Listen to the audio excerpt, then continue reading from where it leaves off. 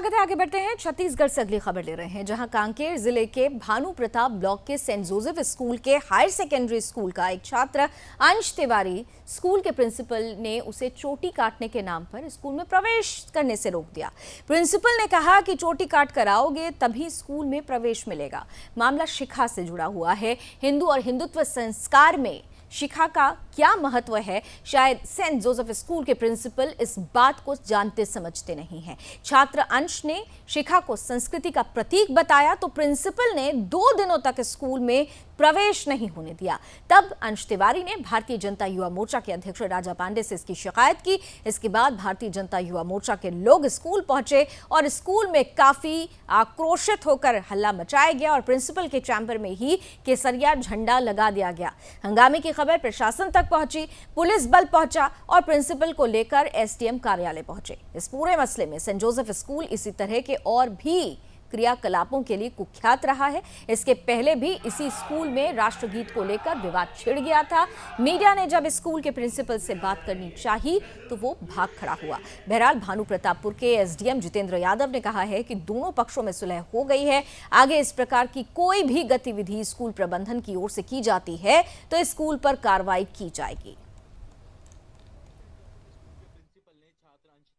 आज स्कूल आया मैं और प्रिंसिपल ने अपने कैबिन में बुलाया और मुझे कहा कि इस चोटी को कटाइए, इस चोटी को कटाइए और अगर नहीं कटाया जाए तो क्या बोलते हैं इस स्कूल में एंट्री नहीं दी जाएगा। और मैंने उनसे कहा कि क्या बोलते ये हमारी संस्कृति का अभिन्न हिस्सा है और इसे मैं नहीं कटवा सकता। तो उन्होंने कहा कि इससे मुझे कोई मतलब नहीं है और ये कटवाना अनिवार्य है। ये अगर नहीं कटाया तो स्कूल में नहीं घुसने दूंगा और क्लास में भी एंट्री नहीं दूंगा। मैंने जब कहा कि ये हमारी हिंदू संस्कृति की प्रतीक है तो स्कूल से निकालने की उसको धमकी दी गई। लगातार यह 7वां 8वां यहाँ का शिकायत आ रहा है। कभी हिंदू देवी देवताओं के ऊपर यहाँ पे टिप्पणी की जाती है और छोटे छोटे बच्चों को मानसिक स्तर पर हिंदू संस्कृति के खिलाफ और हिंदुत्व धार्मिक भावनाओं को लगातार ठेस पहुँचाया जा रहा है। जहाँ तक हमको समझ आता है कि ये जो सेंट जोसेफ स्कूल का संचालन केवल एक धर्मांतरण के लिए किया जा रहा है और हिंदू बच्चों की भावनाओं से लगातार खिलवाड़ किया जा रहा है।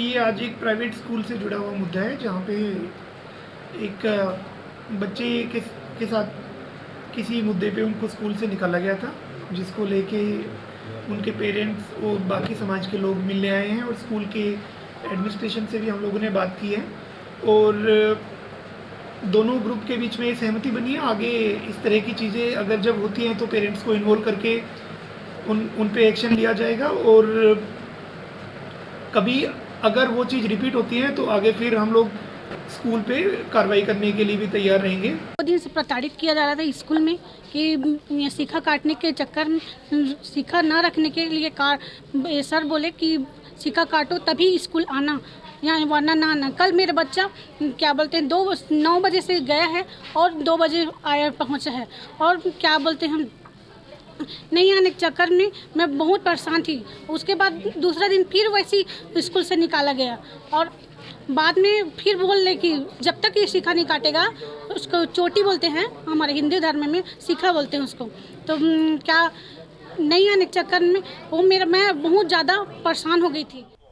और छत्तीसगढ़ ब्यूरो चीफ योगेश मिश्रा मेरे साथ इस वक्त जुड़ चुके हैं ज्यादा जानकारी के साथ। योगेश, अगर मैं गलत नहीं हूं तो अगस्त महीने में ही हमने इस स्कूल के खिलाफ एक मुहिम भी चलाई थी, जब राष्ट्रगीत को लेकर यहां पर फरमान जारी कर दिया गया था। उस वक्त मुझे याद है कि स्कूल के प्रिंसिपल और मैनेजमेंट मेंबर्स ने यह बोला था कि आगे से ये गलती नहीं होगी। ये कार्रवाई उस वक्त कहा गया कि गलती नहीं होगी, इसलिए ज्यादा सख्त कार्रवाई नहीं की गई। उसी का नतीजा है ये आज कि एक बार फिर से हिंदुत्व के आधार को आघात पहुंचाने की कोशिश और फिर कहा जा रहा है कि ऐसी गलती दोबारा नहीं होगी। योगेश, बड़े बिल्कुल देखिए, छत्तीसगढ़ में अगर हम आदिवासी बहुल क्षेत्रों की बात करें, भानु प्रतापपुर, कोंडागांव, यहाँ पे रह रहकर ऐसी घटनाएं लगातार सामने आती है, जहाँ पे कई बार जो हिंदू संस्कृति है उसको दबाया और कुचलाने का प्रयास लगातार इसको प्रदर्शन करता नजर आता है। कुछ दिन पहले आपको याद होगा, जैसा आपने भी बताया, अगस्त महीने में हमने देखा था कि जिस तरह स्कूल के द्वारा राष्ट्रगीत नहीं गाने को लेकर के और भारत माता की जय नहीं बोलने को लेकर भी पूरी तरह से छात्रों में जारी किया गया था, जिसके बाद से हिंदू संगठनों ने पूरे मामले का विरोध किया था। उस समय भी प्रबंधन आगे में माफी मांग लिया था और उसके बाद मामला रफा दफा हो गया था। इस मामले में जिस तरह से हम देख रहे हैं, जो छात्र अंश तिवारी है, जब उसने मना कर दिया उसके बाद ये पूरा मामला सामने आया है। हो सकता है अगर छात्र मान गया रहता तो ये मामला पूरी तरह से दब भी जाता।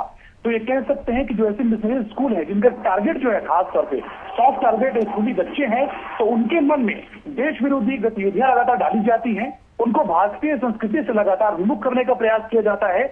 और अक्सर हम देखते हैं जब ऐसे मामले सामने आते हैं तो रटा रटाया जो प्रशासन का बयान है वो सामने आता है कि मामले का सुलह कर लिया गया है, अगली बार अगर कुछ होगा तो हम कार्रवाई करेंगे। लेकिन क्या ऐसे मामले बार बार सामने आने के बाद भी प्रशासन कार्रवाई करने में डरता नजर आता है? कई तरह के सवाल हैं। अभी कुछ दिन पहले मैं आपको बता दूं, प्रदेश का जो आदिवासी बहुल क्षेत्र है कोंडा गांव, वहां पे कृष्ण जन्माष्टमी के समय भी ऐसा हुआ था कि जो बच्चे उपवास थे उनको खड़ा कराकर लाइन से मारा गया था, उनके साथ पिटाई की गई थी।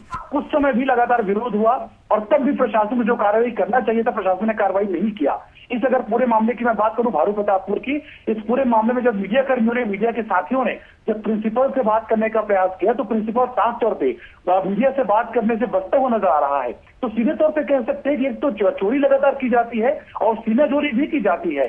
और हैरत की बात है कि ऐसे मामलों में लेकिन इसमें तो सवाल, बिल्कुल आपने सही कहा कि सवाल तो इस पर उठ रहा है प्रशासन पर और सरकार पर, क्योंकि ठोस कार्रवाई, सख्त कार्रवाई होती नहीं है, हीला हवाली बढ़ती जाती है, जिससे ऐसे मिशनरी स्कूल्स का मनोबल बढ़ता जा रहा है। सवाल तो सरकार और प्रशासन से भी है, क्योंकि छत्तीसगढ़ का कई ऐसे इलाके हैं जहां से आपने खुद रिपोर्ट किया है कि धर्मांतरण का मसला हो रहा है और धर्मांतरण में सबसे अहम भूमिका मिशनरीज ने निभाने के लिए जो आधार तैयार किया है वो उनके द्वारा चलाए जा रहे स्कूल्स हैं। हॉस्पिटैलिटी के नाम पर धर्मांतरण का धंधा चलता है, हॉस्पिटैलिटी के नाम पर स्कूल खोल दिए जाते हैं, कहा जाता है बच्चों की शिक्षा दी जा रही है, लेकिन यहाँ शिक्षा नहीं दी जाती है। हिंदू बच्चों को तो उनकी संस्कृति से दूर किया जाता है। प्रशासन और सरकार को यह नहीं दिखाई देता। बिल्कुल, देखिए बार बार ऐसे मामले सामने आते रहे हैं। लगातार हम देखते हैं कि सेवा के नाम से किस तरह से ब्रेन वॉश करने का प्रयास लगातार होता रहा है। कुछ दिन पहले सुदर्शन न्यूज ने एक्सक्लूसिव एक रिपोर्ट दिखाई थी जशपुर से, जहां पे मिशनरी अस्पताल में लिखा था कि मुझे यूसू का टीका लगा है, मुझे कोरोना छू नहीं सकता। जब सुदर्शन न्यूज ने मामले को प्रमुखता के साथ प्रसारित किया तो उस समय उस पोस्टर को तो हटवा दिया गया, लेकिन उस अस्पताल प्रबंधन पर कार्रवाई नहीं किया गया। तो ये कह सकते हैं कि बार बार लावनी जब इस तरह के मामले सामने आते हैं तो जाहिर तौर पे कार्रवाई तत्काल होनी चाहिए। हम देखते हैं कि बहुत सारे स्कूल जब नियम विरुद्ध चलते नजर आते हैं, बहुत सारे जब अनुशासन की कार्रवाई लगातार होती समझ आती है तो हर बार शासन के द्वारा, प्रशासन के द्वारा सख्त कार्रवाई की जाती है। लेकिन अगर स्कूल जो है सामने आके बच्चे से कह रहा है कि तुम अपनी शिक्षा हटवा दो वरना तुमको स्कूल में परमिशन नहीं मिलेगा, एडमिशन नहीं मिलेगा, उसके बाद भी प्रशासन को पता नहीं किस मुहूर्त तक इंतजार है कि कार्रवाई ऐसे स्कूलों पर नहीं होती है।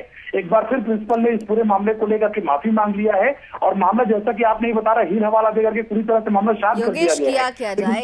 किया जाए क्योंकि प्रशासन भी मजबूर है। सरकार जिनकी है उन्होंने तुष्टीकरण की राजनीति के तहत किस तरह से पहले एक विशेष वर्ग को और उसके साथ साथ मिशनरीज को जो समर्थन दिया है उसी का आज ये फायदा उठाया जा रहा है कि हिंदू और हिंदू संस्कृति पर बच्चों के मन में उनके उसके विरुद्ध गलत चीजें भरकर उनको अपनी संस्कृति से दूर करने की कोशिश की जा रही है। लेकिन अंश तिवारी को बधाई देनी चाहिए, हिम्मत दिखाई उन्होंने और स्कूल के इस फरमान के जरिए उन्होंने आवाज उठाई। उम्मीद करते हैं कि स्कूल को इस बार तो सबक मिलना चाहिए और प्रशासन और सरकार भी इस बाबत कोई महत्वपूर्ण कदम जरूर उठाएगा। बहुत बहुत धन्यवाद योगेश हमारे साथ जुड़ने के लिए। इस पर क्या कुछ आगे कार्रवाई होती है इस पर अपडेट्स हम आपसे लेते रहेंगे।